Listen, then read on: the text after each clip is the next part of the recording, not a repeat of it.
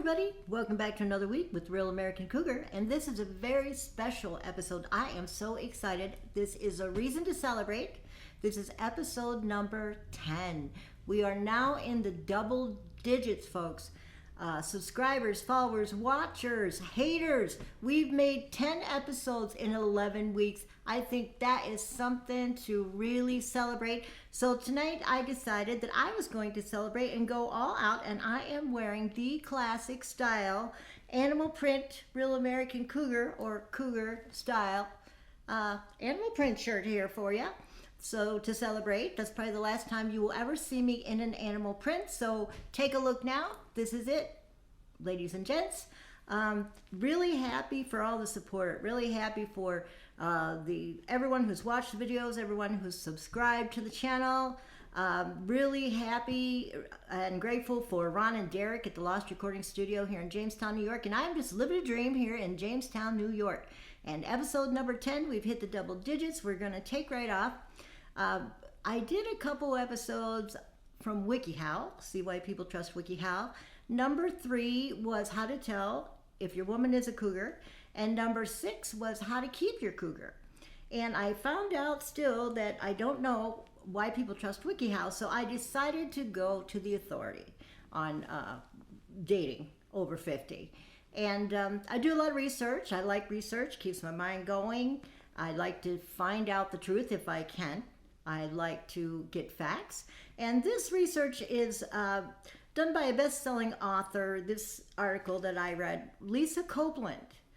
She is an expert in dating over 50 years old.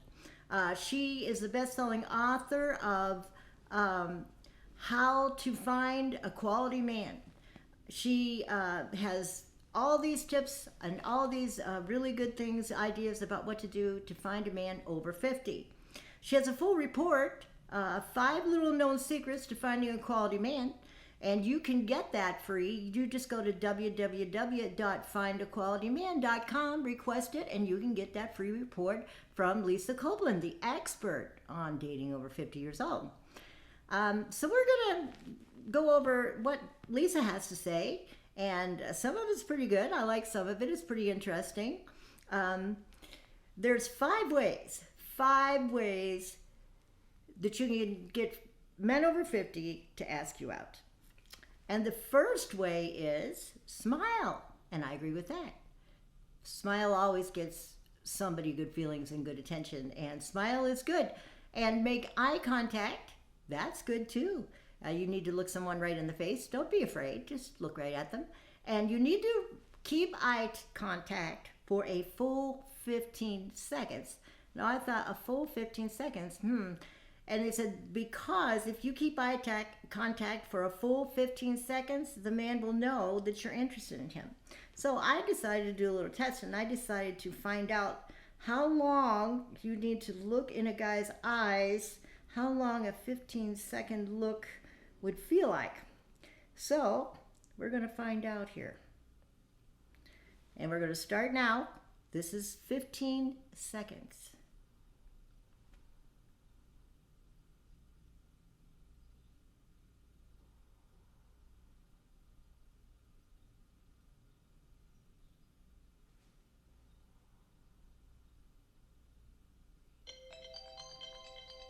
That was 15 seconds, folks. Now, do you think you can remain in eye contact with anyone for 15 full seconds? This is what it takes to let the man know that you're interested. The next one is ask him a question. That's a good one.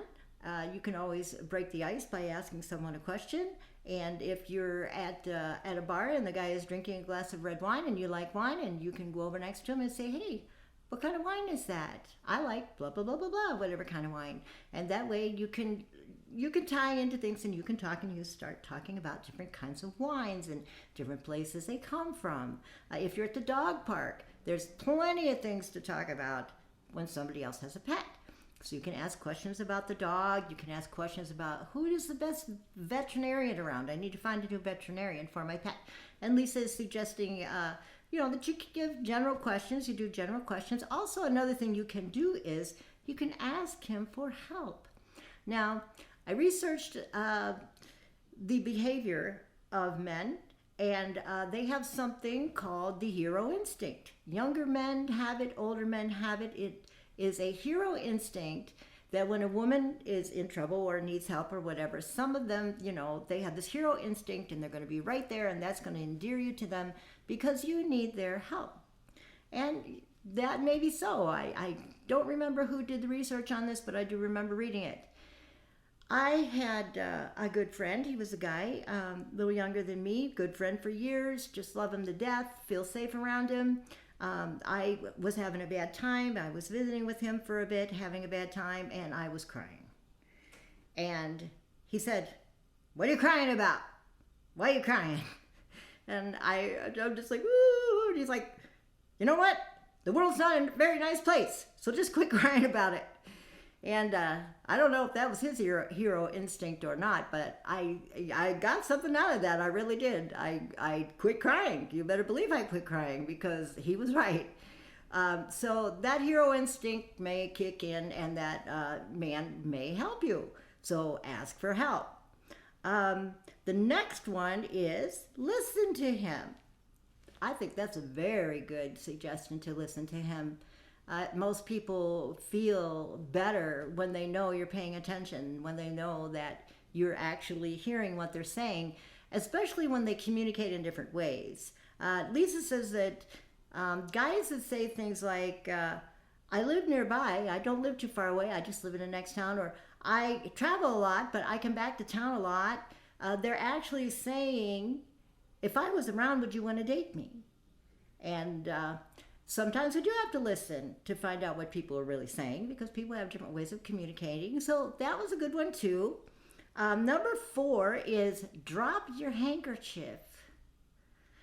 Okay, so this goes way back. This goes into the Western days and the Victorian days. Back in those days when women were very modest and they wore their sleeves cleared down to their wrists here, and high necklines and long dresses, and they were not to speak to strangers.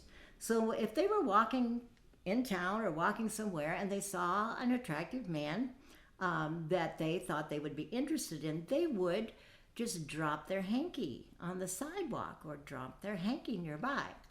And the man, if he wanted to respond and he wanted to make contact with the woman, would pick it up and hand it to her. So that way they got an opportunity for the man to break the ice and talk to her, and she didn't talk to the stranger. And so drop your handkerchief is an old one. There was even an episode on I Love Lucy where Lucy dressed up as a different woman and wanted to see if Desi was interested in any other women. And so she kept walking in front of him and dropping this handkerchief, and he just kept ignoring it. And she kept walking in front of him saying, "Pardon me," and dropping it. And he just kept ignoring it. So this is... dropping the hanky is kind of a funny thing, but it's a way to get somebody's attention. And what Lisa is saying is that you could drop a file that you're carrying, or drop your phone, she says, hope it doesn't shatter, or you could drop a package that you're carrying. And that's even good because there's that hero instinct coming at you again, picking up the package. Here, you drop this, let me help you. So drop a hanky, see how it goes. Number 5 is know your role. Lisa says it's your role to let him know that you're interested, and it's his role to ask you if you're interested. So all these 5 things are supposed to help you reach that goal. That is your goal, to let him know. Usually just plain meeting people and talking and smiling and having conversation is enough to let someone know if you're interested or not. Messaging, there's all kinds of ways to meet people. If you go out, you have a good attitude, you have a smile, you're friendly, you're going to meet people, that's for sure. And you're going to get in contact with them, and you're going to find out whether or not they're interested, whether or not you are, or if you even want to date. That's another thing to think about. But I think that Lisa did pretty good with this article. There was a lot of good suggestions in there. And I hope you enjoy reading it. I hope you will call and ask for the free the free report, How to Find a Quality Man, might be helpful.